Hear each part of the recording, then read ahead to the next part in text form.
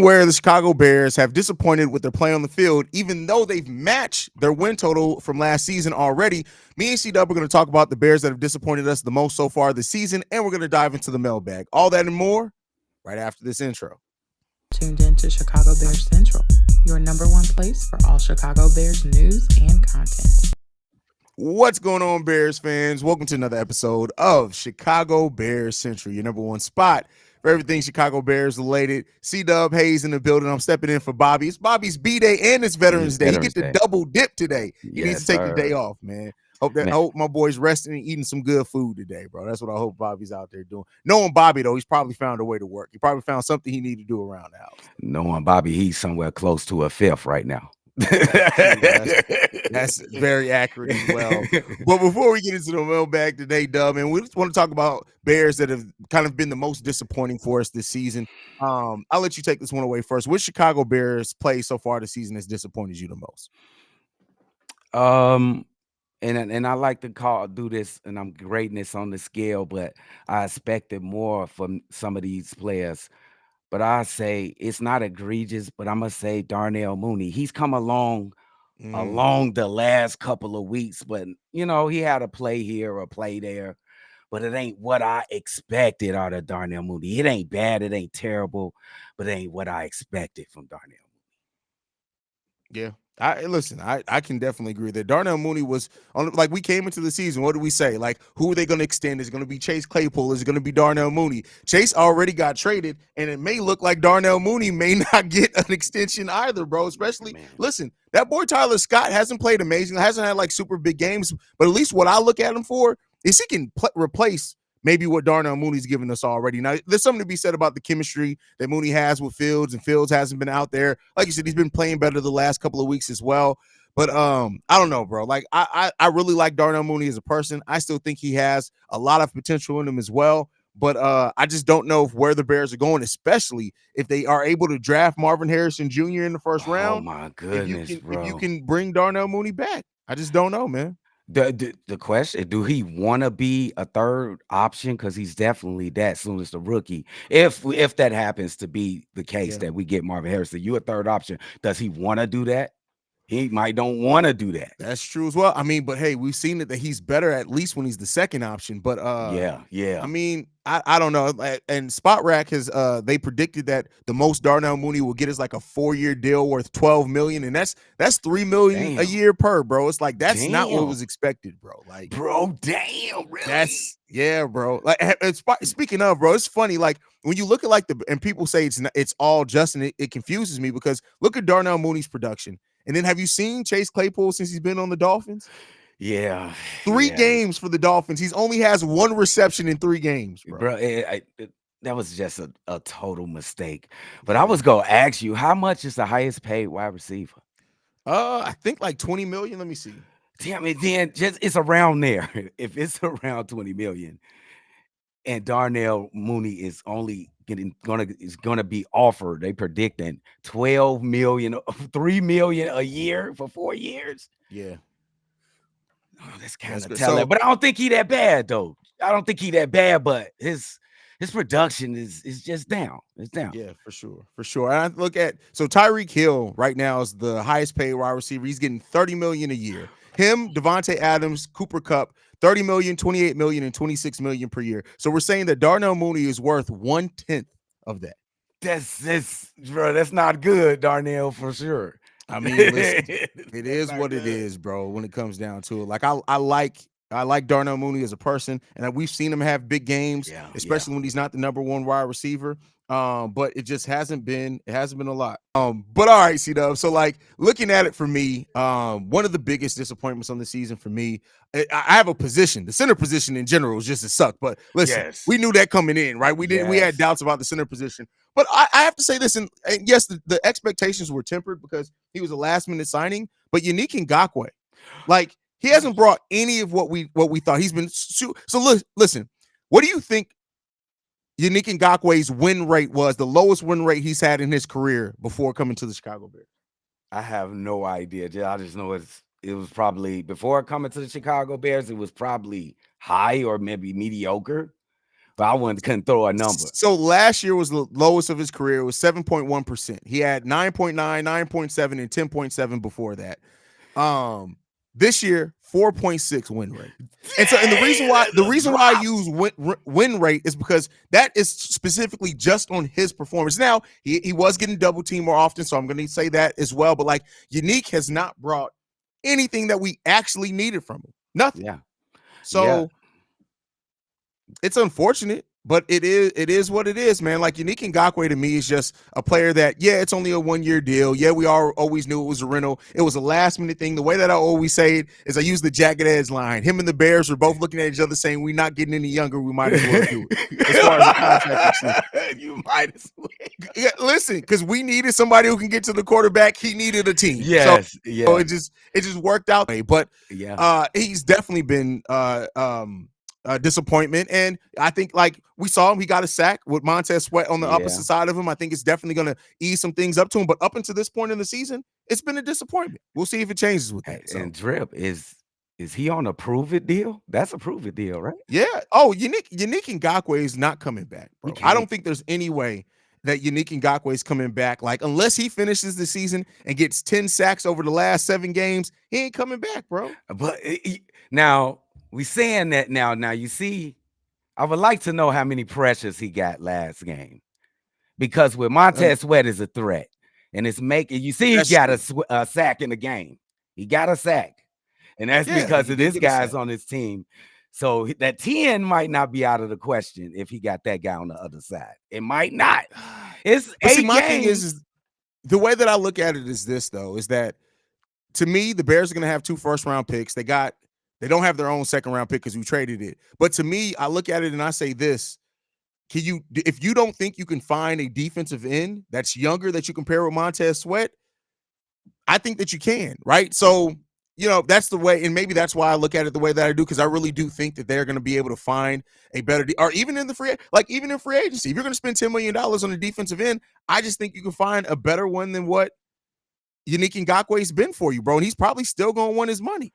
Yeah, he definitely gonna want his money. That's why I think this approve it deal he's failing, and I think he knows it right now. He got 8 weeks to improve his stock, and I think it just got better for him with the addition of Montez Sweat. So we'll see, but I don't think I'm with you though. He ain't no way. 18 total tackles for Montez Sweat so far. Are you kidding me, Drip? No, bro, that's dead ass, bro. What is that? 2 games? What?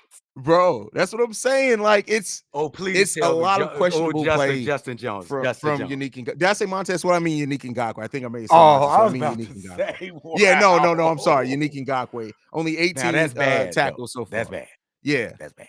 Keep in mind, he's played 10 games. So now that's the opposite. I was just geeked for Montez.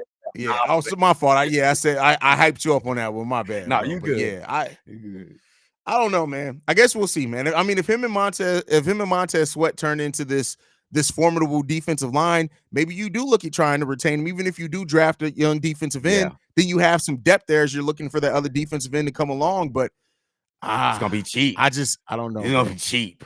We go lowball the shit out of him. I mean, if he already couldn't find a team, I mean, maybe you can get him cheap.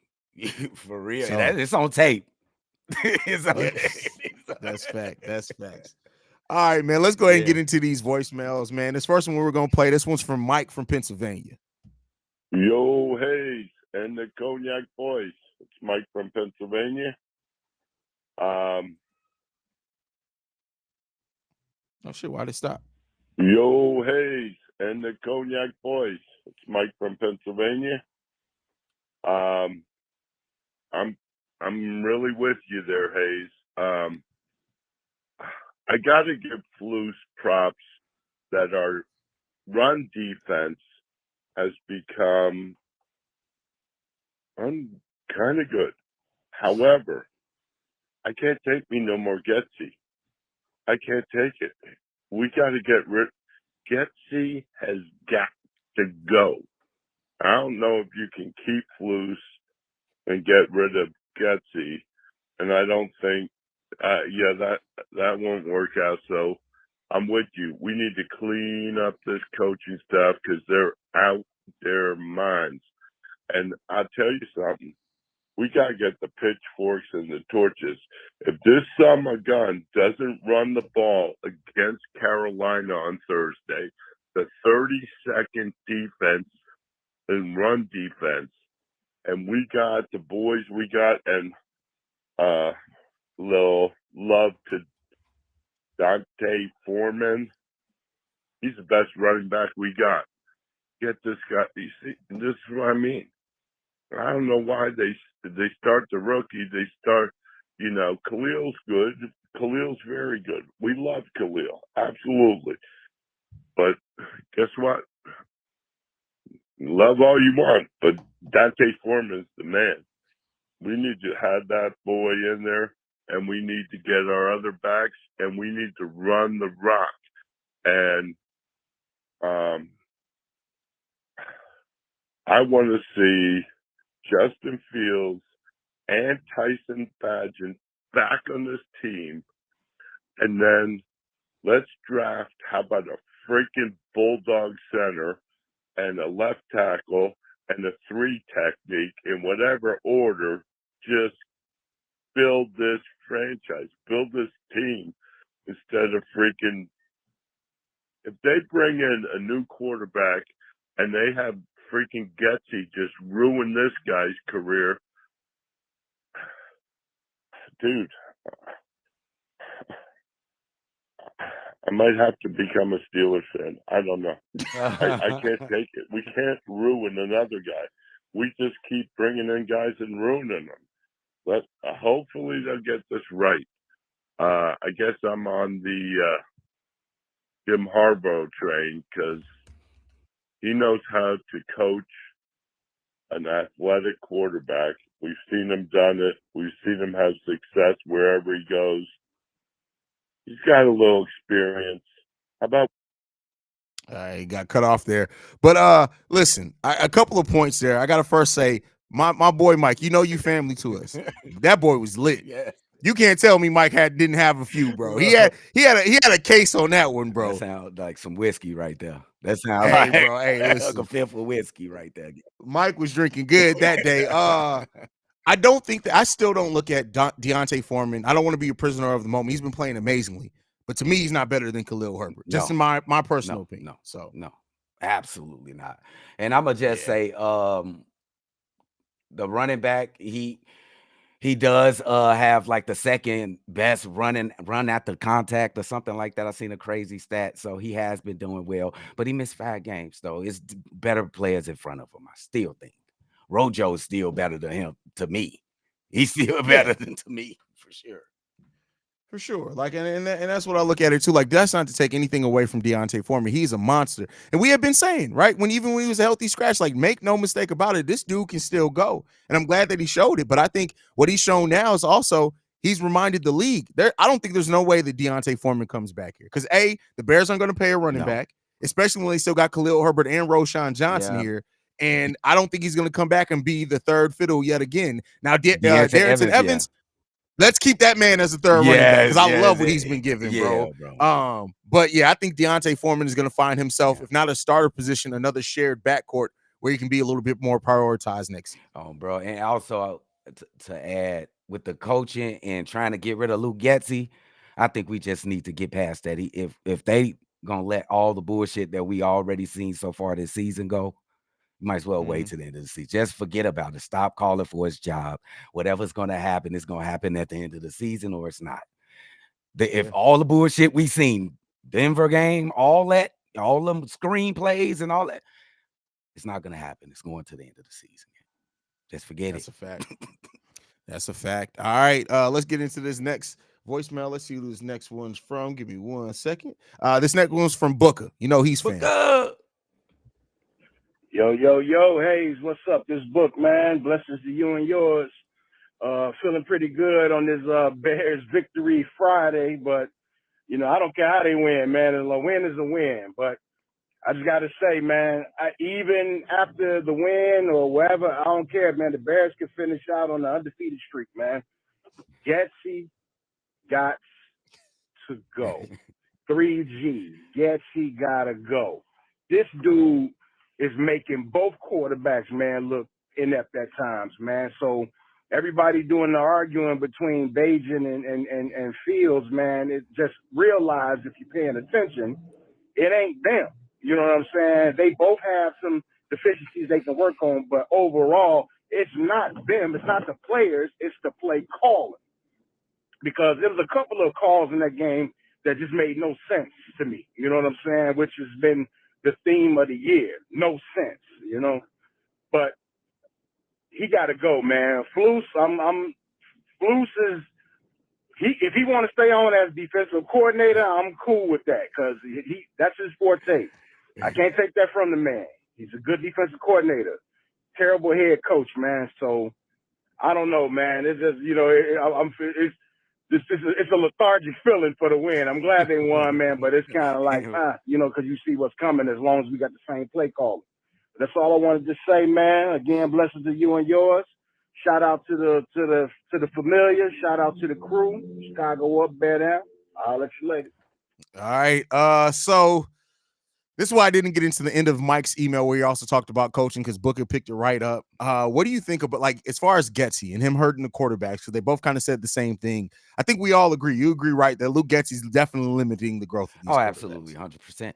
100%. But you guys, we beating a dead horse, bro. It's about mental health right now, guys. After all the shit that I just said this. After all of the shit that we've been through this season, he still ain't been fired or cut or them laid off or nothing. So just forget about it. It's going to the end of the season.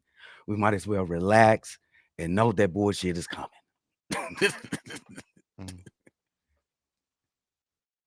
Yeah, I think so too. That, to me, when it comes down to it, I don't see if Ryan Poles really looks at this team and the offense and the talent that we have and the talent that hopefully he's going to add and thinks Luke Getsy is still the guy to be the coach and play caller, at that point I'm concerned about the future for the Bears, bro. Oh man, that'll be, come on. I think he got to be better. That's like elementary right there. He knows bro, what like, it's on tape. I'm seriously concerned about the future of the Bears if that's the case. Bro. Like if that's really how he looks at this. And don't get me wrong, like I know that we're hearing more and more that Matt Eberflus may actually stay on as head coach and they'll look at changing the coordinators and seeing what that does. Even then, I'm still looking at that like, really, like, to me, you just got a clean house, bro. That's where I'm at this point. Like, and don't get me wrong, Matt Eberflus calling the defense here lately, we're starting to see with them being more healthy, right, and the continuity, we are seeing them play better. But to me, I don't know, man. You chose these coordinators, bro, and you got one that had to leave for whatever that was. We ain't even going to touch on that. You got another one that needs to go because he sucks. At some point, every head just need to roll, and we just need to start. Let me ask you this, though, Drip. Bro, now, hold on, I didn't blank the fuck out. I had a raw ass question. Look, talking about the coaching got you pissed off. You done forgot your damn question. That's hilarious, bro. Wait a minute. I'll forget it. Go to the next thing. Wow. But yeah, what I'll say is this, man. Like, it seriously would concern me if Luke Getsy's retained as the offensive coordinator. And I know we have holes on the offensive line. We definitely got that. I think there's a lot of left tackles. The center position isn't too deep, but there are some quality centers. Listen, they're definitely better. If they could just stay healthy, they're better than Cody Whitehair and Lucas Patrick. Bro, yes. Right? So that's what you got to look at. We already then lost Doug Kramer now because another team that picked him up for their practice squad. So I think you got to look at that. You got to look at the left tackle, and then like whatever else you do, if you do those things, I still don't think that it's you've seen enough from Luke Getsy as a play caller to say we need to keep this guy on. So I got it, Drip. That's where I stand. I got it, Drip. Okay. Would you keep Matt Eberflus for a defensive coordinator? That's what I want to ask you. If he would, I to my knowledge, there's never been a head coach that stepped down from being a head coach, then being the defensive coordinator the same year. So yeah, I doubt that. I mean, you got to think about it. That's embarrassing too. That's basically a demotion. It is a demotion for sure. So, but like, you don't remember Wade Phillips? He didn't do that. Like I said, I think he left and came back though. Okay. Let's see. Let's take a look. Maybe I'm missing something. Wade Phillips was that's OG status. Let's take a look. That is back in the day, bro. Yeah. Some of y'all wasn't even born yet. Yeah, nah. Wade Phillips didn't do that either. No. Oh well, this shit is race, so. And it don't happen. Yeah, it don't happen. So I doubt that that's going to be the case, man. But we'll see, man. But all right, let's get into this third voicemail for today. Who's this one from? Let's pull this up. This one's from Fred. Fred, what's up, my Yo, boy? Haize, what up, man? This be your boy Fred, Cognac Boys, Bobby C-Dubb, Steve-O, what it do, man? Love what y'all doing, man. Keep doing what y'all doing. Hey, I watched the game, man, and the defense, I give them a little credit. They did their thing. I'm still ain't fucking with Justin Jones. He get a sack. I'm like, bitch, you should have had more motherfucking sacks this whole season. And then I'm looking at the play call with Luke Getsy. I'm like, boy, you still fucking trash. You still deserve to get fucking fired. Bottom line. They should have put up more points on the Panthers than what they did.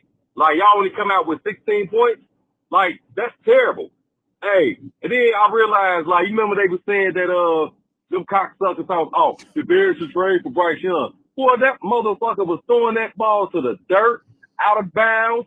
I'm like, God damn, I'm saying, this the motherfucker who y'all talking about y'all want us to trade Justin Fields for? Like, I know Carolina got to be kicking themselves in the ass because they should have went with C.J. Stroud. But anyway, man, I can't wait till Justin Fields get back because this ain't no knock towards no Tyson Bagent, but I'm just tired of seeing him in there because he don't have a connection with DJ. And if you saw the frustration on DJ Moore, because DJ want to go deep.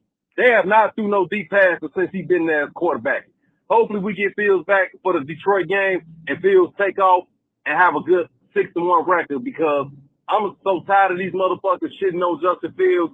They act like Fields is a bad quarterback like I keep telling people. Fields not a bad quarterback. Only thing he got to get rid of is holding the ball too long and hit his receivers when they open. And these coaches not coaching him on that shit. Wish they should have been coaching him on that shit doing camp. But I've seen the motherfucking frustration on DJ. You can tell DJ do not like this dude because this dude ain't got a strong arm to throw deep passes to him. And I'm like, man, I feel his pain. He probably saying himself, I can't wait till Justin get back. Because he know when Justin get back, Justin letting that bitch go. He throwing straight motherfucking bullets. So I'm still pushing for Justin Fields to still be the Bears quarterback, even in the off season. You know what I'm saying? Because I don't see what's the point of them trading him and drafting another quarterback if you haven't even fucking developed the one you got. And they need to bring some real coaches around him. If Fields gets some better coaches and a better O-line, everybody gonna feel fucking different. They're gonna say, oh, it wasn't Justin Fields. It was some raggle-ass, soft-ass, bitch-made-ass coaches. But, man, guys, I love what y'all doing. I love calling here, get on here talking my shit, man. Laughing at y'all at the same time, man, because I be feeling y'all pain as a Bears fan. So, man, let me know what y'all think, man. Chicago up, bad out or nothing. Bro, Fred just went off, bro. I don't even know where to start with that one, bro. He went off. We could start, well, like everybody else, they hate Luke Getsy. Hey, Bryce Young, I feel bad for that kid, Drip. I feel bad, bro. Because I don't think he bad, but he don't got. I don't think Bryce Young's bad. He's shown flashes. Yeah. He don't stand a chance, Drip, bro. No, man. They really haven't set my guy up at the proper place, bro. Like, so, bro, could you imagine some people in the media like, let's draft Bryce Young to be the quarterback of the Chicago Bears? Wait, that happened. Wait, that did happen. That happened, bro. Yeah. Could you imagine? Could you imagine what people would be saying right now if they literally had did that, bro? What? Man.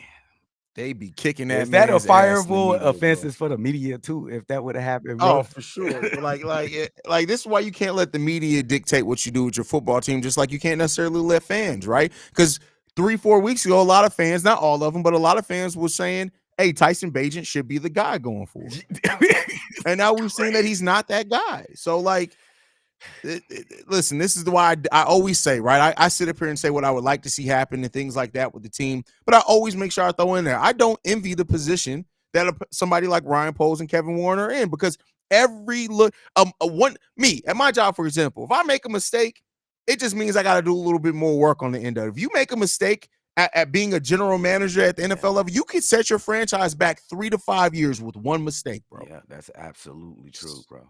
And bro, he can't. He and Tyson Bagent. This is what I want to say. We ain't trying to, because I think he's a competent quarterback and he'll be a great backup quarterback. But y'all doing that. Y'all just don't let the kid. You see how this kid played this last game? That was different for what we seen his first couple starts, bro. He declined. Yeah. So Y'all fault. hey, that's what it comes down to, man. But yeah, a lot of this, like we've been saying, a lot of does come to the coaching staff, right? And that's why when people try to make these black or white arguments that it's either all Justin Fields or it's all of this, I always try to be reasonable and say, nah, Justin Fields has absolutely the shit that he does wrong and needs to fix. But also, a lot of his mistakes are maximized by the fact that we have incompetent coaching. We have not been able to protect him. And it just is what it. And then you gave away a second round pick for somebody who didn't play, who did not have a total of 10 receptions for your team. That may be exaggerating on the number of receptions, but no, he in his whole time in Chicago, Chase Claypool had 18 receptions. that's crazy. That's a year and like what 2 quarters of a season, man. That's crazy, bro. Hey, look, Drip. That's Justin Fields' numbers before he got injured was 12 touchdowns and 5 interceptions. His QBR was like 90 something. Like, how could that be terrible, bro? I don't understand how people can just go straight to terrible sometimes. Like, I don't understand people, man. It's crazy. Yeah. So, yeah, I mean, it is what it is. Coaching staff is frustrated as hell, bro. It is what I mean. It's frustrating as hell.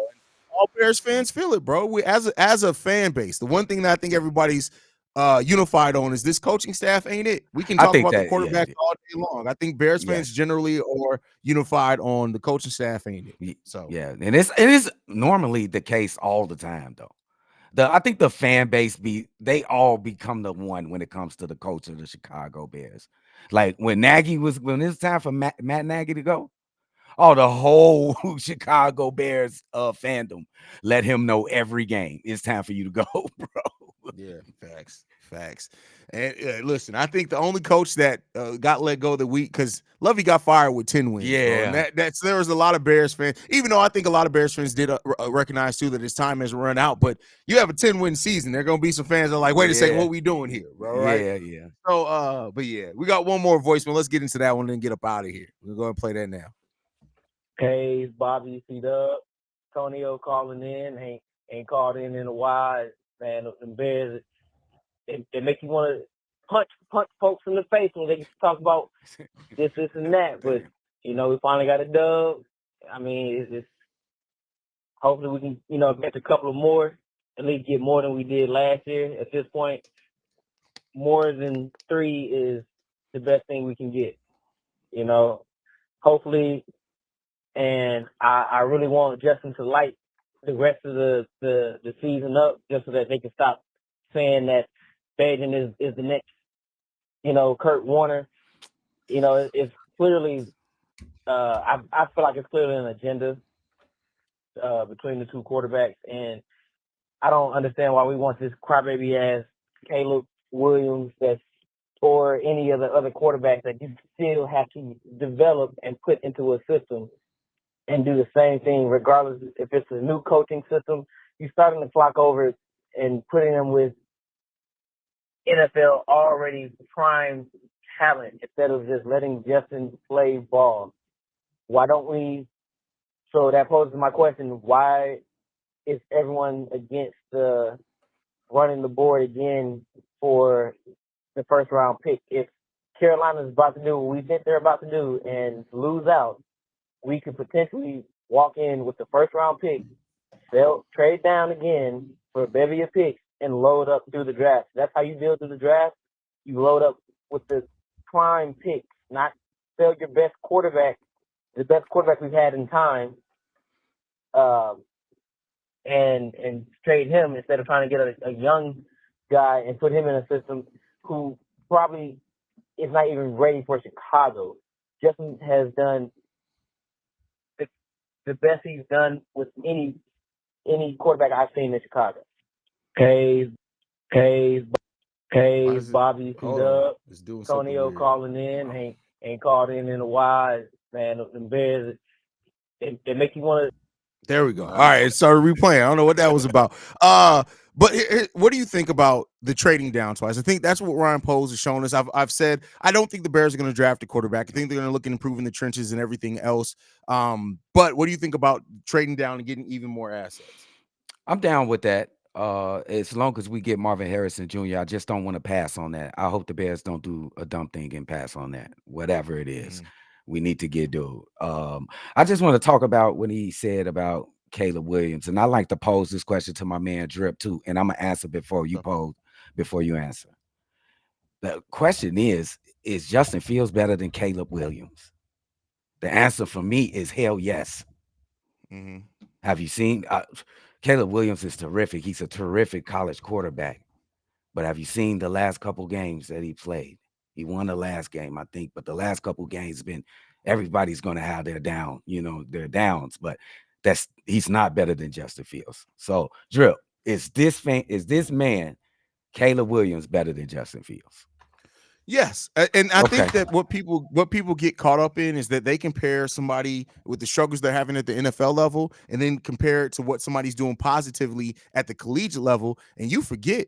Let's be clear here. Justin Fields was the better college QB by far. So, like, when you get into those type of things, like, and don't get me wrong, Caleb is new. And things like that. Like, let's look at it. The stats of that's Baker Mayfield's. Where's against Justin Fields? I had Justin Fields stats up somewhere up here. So Caleb Williams versus Justin Fields. Let's just look at it, right? Completion percentage. Justin Fields 68.4, Caleb Williams 66. Touchdowns. Justin Fields 1.97 per game. Caleb Williams does have more, 2.5. Interceptions 0.36 by Caleb Williams, 0.26 by Justin Fields. QB rating 178 by Justin Fields, 168.9 by Caleb Williams. Justin Fields is the better collegiate quarterback than Caleb Williams. And I get it that we get so caught up in the now, right? That we forget that Justin Fields was an absolute dog at the college Bro, level. what?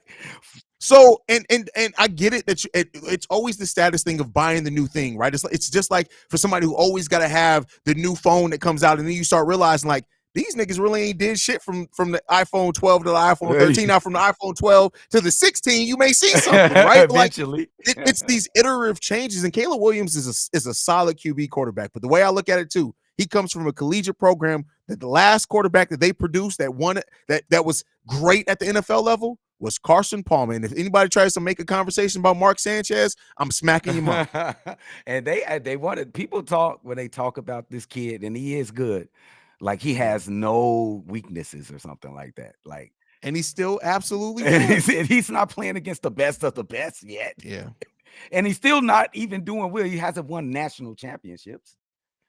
Right. So now Caleb Williams has a Heisman where Fields didn't, right? He never finished higher than third. But again, that some of that also goes with a lot of narrative. And and as much as we need to talk, if we're going to ever talk about collegiate football, let's talk about the Ohio State bias. Because there's a lot of times there's some really damn good Ohio State players that get missed out on awards because people are tired of Ohio State. Yeah, that's a fact. That's a fact. You can't deny that. That's actually a great point. But man, bro, that's an interesting question for a lot of these Chicago Bears fans, and these Caleb Williams just gotta be a Chicago Bear this upcoming season. Is he better than Justin Fields? I think Justin Fields bigger, stronger. He may be fast. He's faster. Yeah, Justin Fields faster. You know, it's up to you guys. If you want to, oh my God, I don't know if you like going backwards. He might not be good. He might be good, but he might be better.